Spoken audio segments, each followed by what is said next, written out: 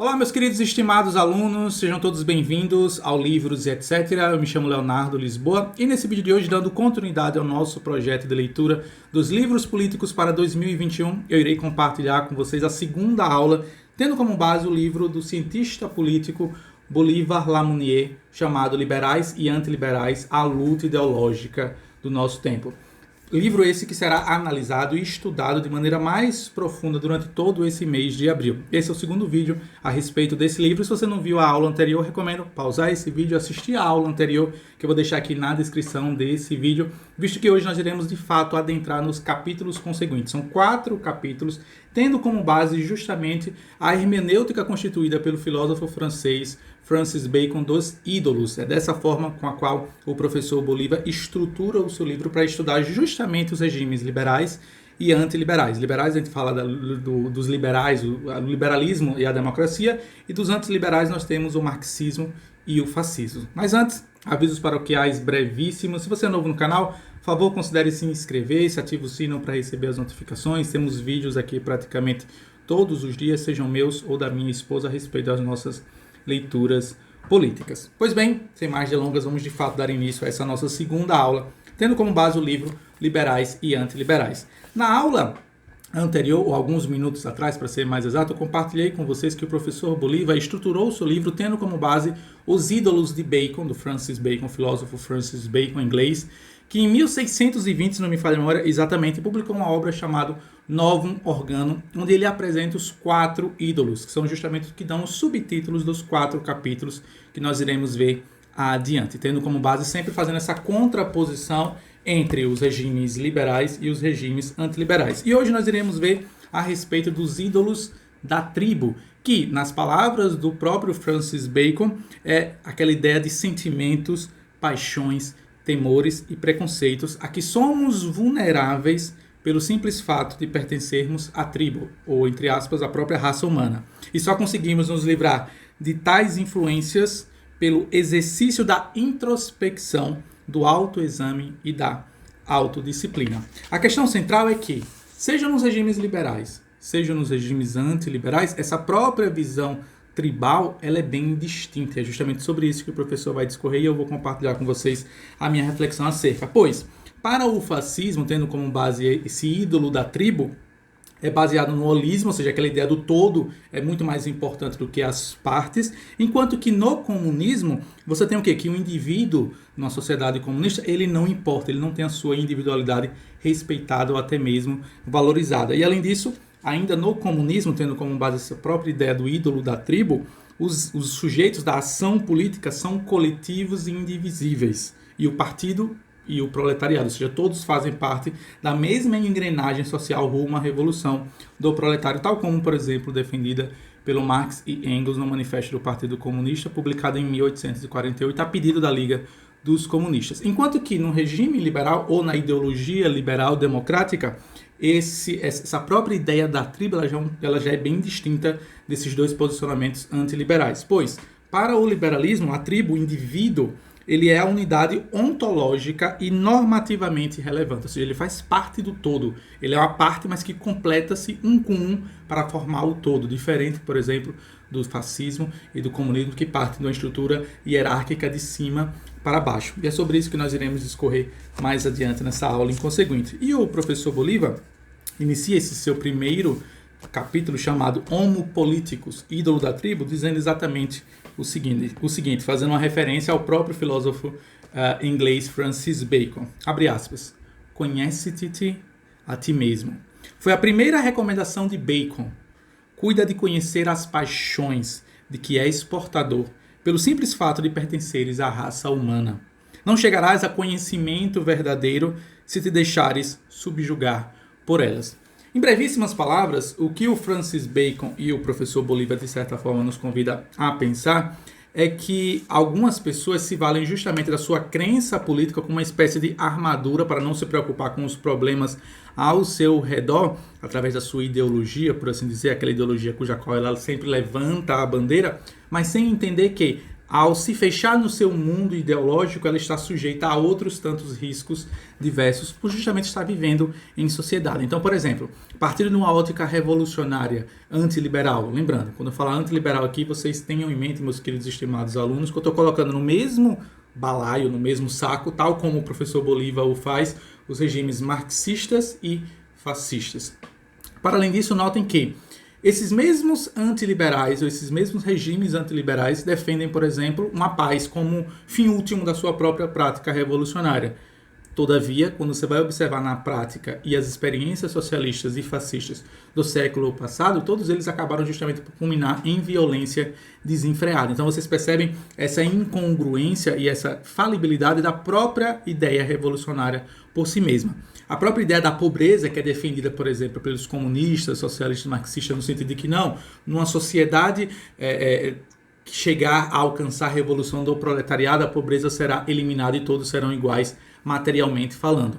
Mas quando você observa mais uma vez as experiências socialistas do século passado, a ideia de acabar com a classe burguesa nada mais do que se provou falsa, pois uma nova classe assumiu o lugar, sendo que a própria ideia marxista revolucionária dizia, pelo menos tinha isso como bandeira principal, a abolição da própria classe em si mesmo. Além, claro, da própria igualdade defendida pelos regimes fascistas e pelos regimes marxistas. Na verdade, acabou se transformando por uma desigualdade tanto quanto maior a que havia antes da instalação desses regimes antiliberais, marxistas e fascistas. Então percebam como as pessoas que defendem essas ideias se enclausuram numa espécie de armadura ou se valem justamente dos seus ideais revolucionários e acabam não compreendendo, acabam não observando o que vem a acontecer ao redor, uma vez alcançada a sua própria revolução. E o professor Bolívar nos apresenta, para trazer um exemplo um tanto quanto mais claro e palpável, 3 personalidades históricas, Lenin, Stalin e Trotsky, 3 grandes figuras da Revolução Marxista, da Revolução Bolchevique, que se sucedeu na Rússia por volta de 1916, por volta de 1917. Pois, devemos lembrar que todos aqueles que já tiveram a oportunidade de ler o Manifesto do Partido Comunista vão perceber ali uma filosofia holística, ou seja, no sentido de que, brevíssimas palavras, resumindo o que vem a ser o pensamento, a filosofia holística, a ideia de que o todo é muito mais importante do que as partes, ou seja, aquela ideia da hierarquização de cima para baixo, ou seja, essa ideia da tribo de que somente por você fazer parte do proletariado, por você não ser um burguês, você já vai desejar a revolução. Que é isso, em brevíssimas palavras, que o Karl Marx e o Engels defendem no seu Manifesto do Partido Comunista. Quando ele afirma lá, categoricamente, em mais de uma passagem no livro, que a revolução do proletário será desejada por todos aqueles que são proletários. E quem são os proletários? Todos aqueles que não são burgueses. Só que quando você vai observar mais uma vez em loco, não foi isso que aconteceu. E já naquela época, tendo como base os próprios estudos filosóficos do Lenin e do Trotsky especificamente, falando, eles mesmos já haviam percebido essa falibilidade do pensamento marxista de encarar o todo muito mais importante, sem considerar a individualidade de cada proletário, que é justamente sobre isso que nós iremos falar mais adiante. Porque esse pensamento holístico do todo, muito mais importante do que as partes, ou seja, todo em cada parte e a parte no todo, é um pensamento que é germinado, e é cultivado e é enraizado em toda ideologia antiliberal, seja no marxismo ou seja no próprio fascismo por si mesmo, enquanto que o liberalismo é totalmente o contrário, entende que o indivíduo é importante justamente para a constituição do todo. E o professor Bolívar faz uma referência aqui a um autor chamado Tucker, que teve a oportunidade de estudar de maneira epistemológica os escritos de Marx, e ele chegou à conclusão de que, abre aspas, revisitando os escritos de Marx pela óptica da epistemologia, ou seja, do significado das palavras, do significado das coisas, argumenta que o filósofo não foi um pensador holista, e sim um individualista metodológico, comparável nesse aspecto aos modernos John Rawls e Ronald Dworkin. Na ótica que ora nos importa, tal argumento mereceria muitos reparos, mas o próprio Tucker nos dispensa desse encargo. O que surpreende na obra de Marx é a sua total falta de interesse pelas dimensões psicológicas da vida. De fato, nenhum outro autor de vulto mostrou tanta falta de curiosidade pelas dimensões psicológicas da vida social. Pois a ótica marxista, ela ignora justamente essas individualidades, ou melhor dizendo, não compreende que cada proletário tem o seu próprio mundo, tem sua própria forma de pensar. Não necessariamente ele está atrelado à ideia da tribo, de se viver em comunidade e de se almejar a revolução do proletariado. Mas o professor Bolívar nos pontua o seguinte, que seria injusto afirmar que todos os marxistas são holísticos, ou que todos os marxistas compreendem a sociedade que se organiza dessa forma, do todo para a parte, ou seja, de cima para baixo. Pois naquela mesma época, outros tantos marxistas passaram justamente a trazer uma reflexão mais profunda acerca disso, tendo como base justamente os estudos do Sigmund Freud, uma das grandes mentes da psicologia, da psicanálise, que estava justamente desenvolvendo seus estudos a respeito do subconsciente nessa mesma época, inclusive, ou muito próximo, tal como o professor Bolívar nos lembra. Além disso, duas figuras fundamentais dessas revoluções socialistas, o Trotsky e o Lenin, eles mesmos, mais uma vez, como eu falei alguns minutos atrás, perceberam a falibilidade do pensamento marxista e passaram, de certa forma, a dar uma certa contribuição, ou pelo menos permitir que essas ideias da psicanálise que estava se desenvolvendo ali por volta da figura icônica do Sigmund Freud tivesse um certo espaço na sociedade russa, ou seja, pós-revolução dos bolcheviques em 1917, mas sem abrir mão, claro, do seu caráter marxista, no sentido de tentar adaptar essa filosofia, ou melhor dizendo, essa linha de pensamento do subconsciente, cuja qual o Sigmund Freud é considerado um dos grandes, digamos assim, dos grandes bastiões, dos grandes pilares fundamentais desse pensamento. Pois, o que é que a teoria freudiana do subconsciente ou do inconsciente diz em brevíssimas palavras, né? Que nós somos influenciados pelo nosso meio e que o nosso subconsciente e inconsciente, ele é, em certa medida, guiado a nos levar a alguns caminhos distintos do que aquele que a nossa vida em tribo, do que a nossa sociedade poderia nos levar. Ou seja, a psicanálise, ela entende o homem como um ser revolucionário, em toda medida, em certa medida, mas sem abrir mão da individualidade de cada um desse ser, o que vai justamente à oposição do próprio ideal marxista em si. Pois devemos lembrar que tanto o Lenin quanto o Trotsky tinham essa visão. O Lenin, ele é considerado por muitos um dos grandes teóricos marxistas, contribuiu muito para a própria ideia do marxismo, tanto é que existe o tal do marxismo-leninismo. O Trotsky também era um intelectual em certa medida. Já o Stalin, em contrapartida, era justamente a ponta da lança, era o revolucionário, era o militar.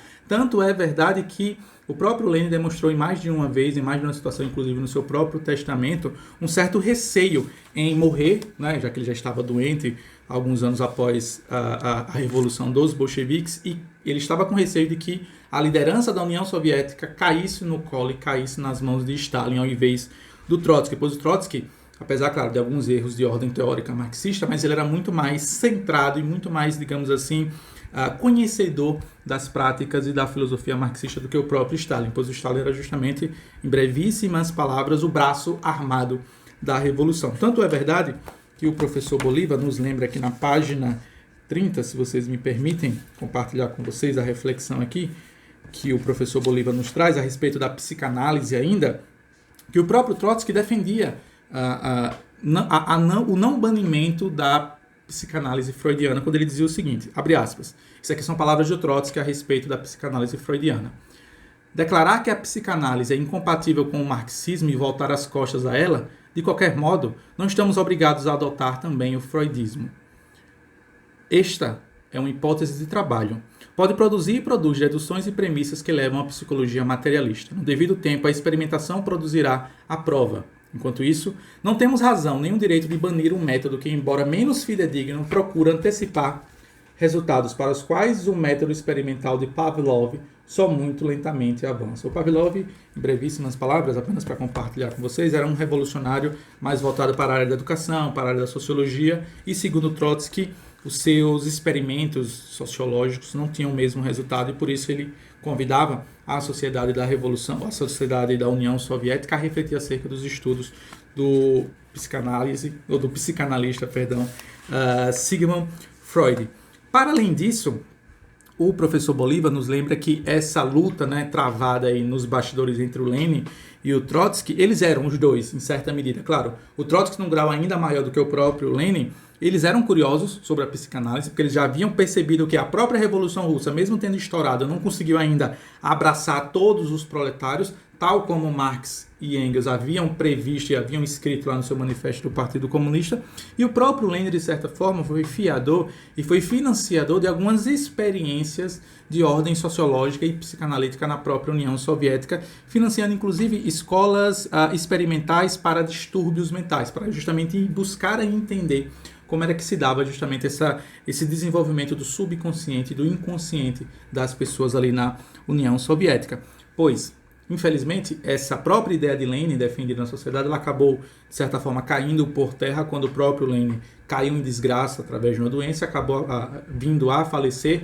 Trotsky, esperava-se que Trotsky assumisse o poder, foi chutado, foi escorraçado do próprio PC russo, ou seja, do próprio Partido Comunista Russo, tendo inclusive que fugir, e depois foi perseguido por Stalin e assassinado lá no México, do outro lado do continente, e o Stalin não tinha preocupação alguma por esse caráter subjetivo do próprio indivíduo, pois o Stalin era muito mais próximo ao ideal marxista de que não, a Revolução Proletariada deu certo, todos são proletários, sigamos adiante com o nosso ímpeto revolucionário. Pois essa é a ideia do pensamento holístico marxista e fascista, tá, pessoal? O fascismo também pensa da mesma forma, ou seja, o coletivo acima do indivíduo. Tanto é que na página 36, o professor Bolívar traz aqui uma reflexão que eu quero compartilhar com vocês, que no fascismo, abre aspas, só para vocês perceberem essa similaridade entre o fascismo e o marxismo, no tocante ao ídolo da tribo, ou seja, a como nós vivemos em sociedade e como nós somos influenciados pelo meio cuja qual nós estamos vivendo no momento. Abre aspas. No fascismo, como já observado na introdução, a massa e os indivíduos que a compõem carecem de inteligência e iniciativa. Segue-se que a participação não existe como um problema específico, pois tudo depende da determinação feita de cima para baixo pelo Estado. Tudo depende do voluntarismo, do Führer, seizing the hour. O liberalismo segue o caminho oposto. Vê o indivíduo como um ser capaz de discernir e escolher de maneira autônoma o que deseja, e como detentor de direitos a serem respeitados, segue-se que toda ação coletiva depende da aquiescência de cada um relativamente aos objetivos da convocação. Ou seja, mais uma vez, você tem essa contraposição entre os regimes liberais e os regimes antiliberais. O ponto é, e aí o caminho para a conclusão dessa nossa aula, tendo como base o primeiro capítulo chamado Homo Politicus, os ídolos da tribo, é que o Stalin, ao contrário do Lenin, muito mais do Trotsky, ele enxergava o partido como se fosse uma máquina, ou seja, o partido deveria liderar e orientar os proletários, a massa proletária, enquanto que o leninismo e o próprio trotskismo entendiam e se perguntavam e questionavam a si mesmo: como nós vamos atrair o proletário à causa revolucionária? E aí, dois autores especificamente falando, Georges Lukács, e o Jean-Paul Sartre, se debruçaram a respeito dessa questão, só que sempre tomando muito cuidado para não partir da ótica utilitarista, que era considerada a economia burguesa, por exemplo, por Adam Smith, no sentido de que, para alguns autores utilitaristas, John Stuart Mill, que de certa forma escreveu muito a respeito do utilitarismo, o próprio Adam Smith, as pessoas só se sentiriam impelidas a participar da revolução se isso atingisse de alguma forma o seu bolso, ou como o próprio professor Bolívar cita aqui no seu livro, o homo economicus, né? Ou seja, justamente as relações econômicas. E o Georges Lukács e o Jean-Paul Sartre, o Georges Lukács escreveu um livro chamado História e Consciência de Classe em 1922, onde ele dizia que aumentemos o capitalismo, deixemos que o capitalismo floresça para que justamente a revolução continue sendo incutida na mente da sociedade. Só que os próprios marxistas, entre eles o Lenin, inclusive, anos antes desse livro do Georges Lukács, já haviam pontuado o erro desse pensamento em um livro chamado Que Fazer, escrito pelo Lenin, pois ele não acreditava que o proletariado iria agir autonomamente, ou seja, em direção à própria revolução, mas que era a função do partido e dos intelectuais do partido guiar a massa revolucionária. O Jean-Paul Sartre parte no mesmo sentido em um livro publicado em 1960 chamado Crítica da Razão Dialética, um livro extenso com mais de 720 páginas, segundo o professor Bolívar. Ele tenta justamente responder o porquê de alguns membros dos proletários, por assim dizer, não tinham o mesmo ânimo e a mesma paixão pela revolução do proletariado. E assim, é óbvio que a gente caminha para a conclusão e a gente vai chegar à conclusão e à simples observação que Por que algumas pessoas não sentem-se atraídas pelas próprias ideias revolucionárias? Porque o caráter da participação numa revolução, ele é, acima de tudo, individual. Algumas pessoas não sentem-se atraídas a participar da revolução. Basta vocês observarem o voto. O próprio voto, que hoje em dia, o tal do sufrágio universal, onde praticamente todas as pessoas têm direito ao voto, ainda assim as pessoas não sentem-se impelidas e desejosas de participar do processo democrático. Imaginem vocês se essas pessoas teriam interesse em participar de uma revolução. Então, o erro do marxismo e do fascismo, dos regimes antiliberais, é ignorar justamente aquilo que o liberalismo já havia percebido desde a sua fundação como linha de pensamento, como raciocínio político e ideológico, que na tribo, na vida em sociedade, o indivíduo é a unidade ontológica e normativamente relevante, ao contrário dos regimes antiliberais, marxistas e fascistas, que enxergam o homem como se fosse apenas uma peça no sistema, uma peça na engrenagem revolucionária. E além disso, é válido pontuar que o professor Bolívar nos lembra a respeito das manifestações de 2013 que levaram à rua milhões e milhões de pessoas, mesmo com causas nobilíssimas, causas honradas. Algumas pessoas simplesmente não se sentiram impelidas a participar dessas manifestações, por outros tantos motivos. Motivos esses que muitas das vezes são ignorados pelos próprios teóricos marxistas e revolucionários. Por isso, justamente, alguns teóricos marxistas e alguns defensores de regimes antiliberais não compreendem, por exemplo, quando a população comum, quando a população média, quando o cidadão médio não tem o mesmo fulgor, a mesma paixão, a mesma vivacidade em defender esses regimes. Pois, para um cidadão comum, o que atinge muito mais é justamente o que? O seu bolso, mais uma vez fazendo referência ao tal do Homo economicus, né? Ou seja, o órgão mais sensível do ser humano é o próprio bolso em si. Mas não tão somente isso, é válido pontuar que outras tantas variáveis, segundo o professor Bolívar, eu concordo integralmente e essencialmente com a sua afirmação, outras tantas variáveis são importantes para o próprio processo revolucionário da sociedade em si. Então, por exemplo, se uma determinada comunidade reside, vamos supor que temos aqui duas favelas separadas por uma avenida, em consequente, essas duas favelas são conectadas por uma ponte ou coisa que o valha, e o número de assaltos nessa passarela é muito elevado e que acaba justamente por impactar de maneira negativa essas duas comunidades, essas duas favelas. Então visualizem essa cena. Não necessariamente aquela passagem na passarela onde algumas pessoas são assaltadas, nem todo mundo foi acometido daquele mesmo crime. Todavia, ainda assim, algumas pessoas irão se solidarizar com a possível revolta, com a possível revolução de pessoas que, por exemplo, interditem a estrada ou até mesmo a avenida que passe por debaixo dessa passarela para justamente defender uma melhoria naquela situação. É o que o professor Bolívar chama de justamente aquelas pessoas que caminham em direção à massa, né, ou que participam desses movimentos de massa, mas não necessariamente sofrem na mesma medida tal como outras pessoas, mas justamente endossam a própria revolução em si mesmo. Além disso, para essa própria prática revolucionária, existem outros três caráteres, existe outro caráter que é muito subjetivo, que vai justamente de cada um, que é o caráter social, motivacional e cognitivo. Social no sentido de que você, antes de participar de algum tipo de revolução, você tenta observar se isso vai lhe trazer algum benefício ou até mesmo algum demérito na vida em sociedade. Além disso, claro, o caráter motivacional, ou seja, qual é a sua motivação para participar desse processo revolucionário. E por último, e não menos importante, o cognitivo. Será que você entende realmente o que está acontecendo e se sucedendo ali naquela própria massa revolucionária que segue rumo a conquistar algum objetivo, seja, por exemplo, a melhoria naquela passarela que liga essas duas comunidades pobres ou qualquer outra revolução em si mesmo? E o professor Bolívar conclui de maneira assertiva quando ele diz que quanto mais ativo socialmente, quanto mais motivado e quanto mais cognitivo, quanto mais conhecedor das causas revolucionárias em si, mais é a propensão de você participar dessas massas ou dessas ideias revolucionárias.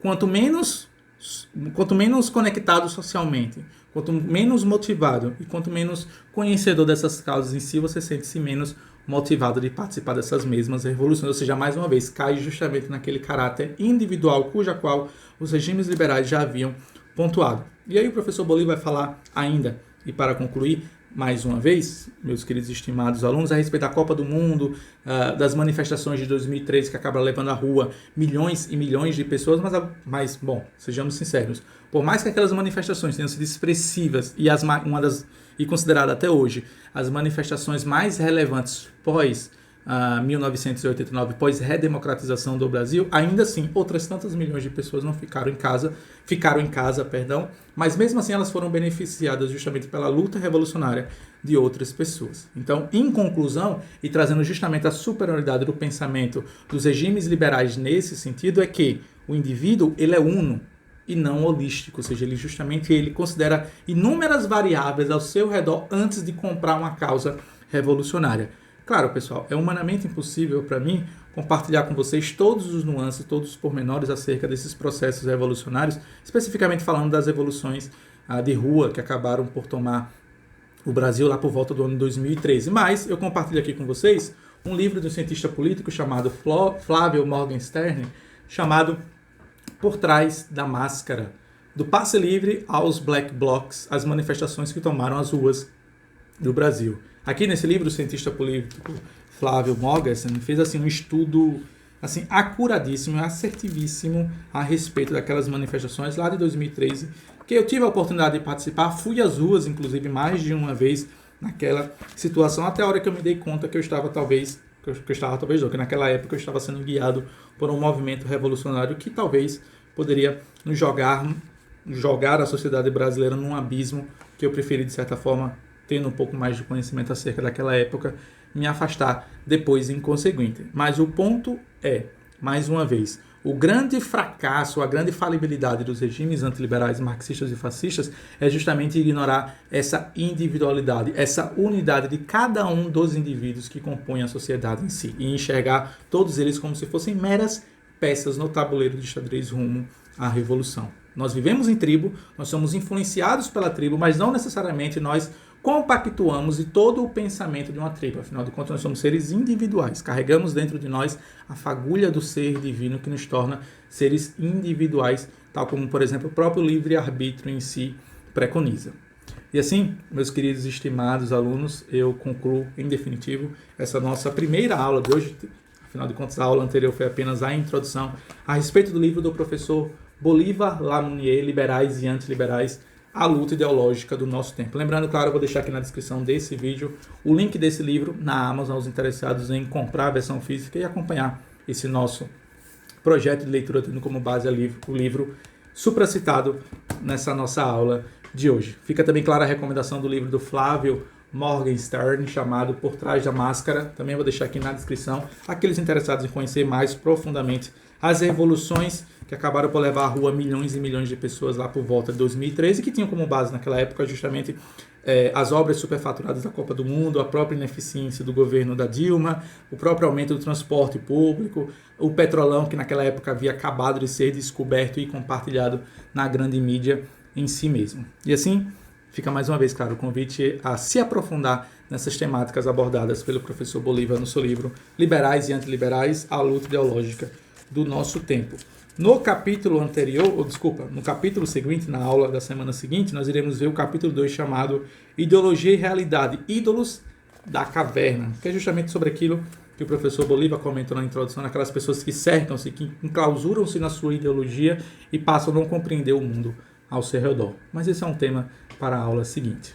E assim, meus queridos e estimados alunos, espero que vocês tenham gostado e aproveitado a aula. Se você gostou, considere deixar seu like, comentar, compartilhar. Críticas, dúvidas e sugestões são mais do que bem-vindas aqui no espaço dos comentários e, na medida do possível, responderei a todos vocês. Vejo vocês na semana seguinte. Até a próxima. Que Deus os abençoe enormemente. Tchau, tchau, pessoal.